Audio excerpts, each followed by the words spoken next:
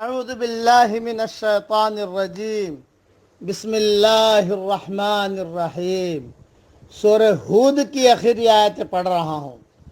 فاستقم کما امرت ومن تاب معك ولا تطغوا، پس آپ جمے رہیے جیسا کہ آپ کو حکم ہوا ہے، اور وہ بھی جنہوں نے آپ کے ساتھ توبہ کی ہے، اور حد سے نہ بڑھو۔ انہو بما تعملون بصیر، بے شک وہ دیکھ رہا ہے جو تم کرتے ہو۔ ولا ترکنوا الی الذین ظلموا فتمسکم النار، اور ان کی طرف نہ جھکو جنہوں نے ظلم کیا، ورنہ تم کو آگ پکڑ لے گی۔ وما لکم من دون اللہ من اولیاء ثم لا تنصرون، اور اللہ کے سوا تمہارا کوئی مددگار نہیں، پھر تم کہیں مدد نہ پاؤ گے۔ وَأَقِمِ الصَّلَاةَ طَرَفَيِ النَّهَارِ وَزُلَفًا مِّنَ اللَّيْلِ، اور نماز قائم کیجئے دن کے دونوں حصوں میں اور رات کے کچھ حصے میں۔ ان الحسنات یذہبن السیئات، بے شک نیکیاں دور کرتی ہیں برائیوں کو۔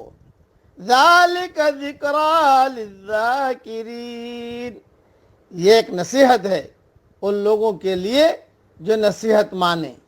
وَاصْبِرْ فَإِنَّ اللَّهَ لَا يُضِيعُ أَجْرَ الْمُحْسِنِينَ، اور صبر کریں، بے شک اللہ نیکی کرنے والوں کا اجر ضائع نہیں کرتا۔ مختصر اس کی تشریح یہ ہے کہ داعی پر نامناسب حالات آتے ہیں۔ دعوت کی راہ میں جب بھی کوئی مشکل پیش آئے تو داعی کو چاہیے کہ خدا کی طرف زیادہ سے زیادہ رجوع کرے، کیوں کہ سب کچھ کرنے والا وہی ہے۔ خدا کی مدد ہی تمام مشکلات کے حل کا واحد یقینی ذریعہ ہے۔ اتار چڑھاؤ ہوتا ہے، حق کی پرورش اللہ تعالیٰ مخالف فضاؤں میں کرتا رہتا ہے، یہ اللہ تعالیٰ کا نظام ہے۔ دوسرا کہ جہاں کوئی گناہ ہو جائے فوراً نیکی کر لو، آپ نیکی جو ہے اسے پیچھے لگا لو۔ کوئی گناہ ہم سے ہو گیا تو نیکی کو پیچھے لگا لو، تو یہ نیکی دھکا مار مار کے گناہ کو ختم کر دے گی۔ ان الحسنات یذہبن السیئات، کبھی خدا نہ کہا جھوٹ بول لیا، معافی مانگو، نیکیاں کرو، یہ جھوٹ جو ہے ضائع ختم ہو جائے گا۔ اسی طریقے سے کسی کا مال لیا تو اس کو ادا کرو، یہ نہیں کہ صرف نیکیاں کرنے سے وہ ادا ہو جائے گا، نہیں، آپ کو دینا پڑے گا، لیکن گناہ تو کیا آپ نے، نیکیاں کرو۔ اس لیے ان الحسنات یذہبن السیئات، حدیث شریف میں اس کی صراحت بھی آئی ہے۔ مثلا 5 نمازیں جمعہ سے دوسرے جمعہ تک، رمضان دوسرے رمضان تک، ان کے مابین ہونے والے گناہوں کو دور کروانے والے ہیں، بشرطے کہ کبیرہ گناہوں سے اجتناب کیا جائے۔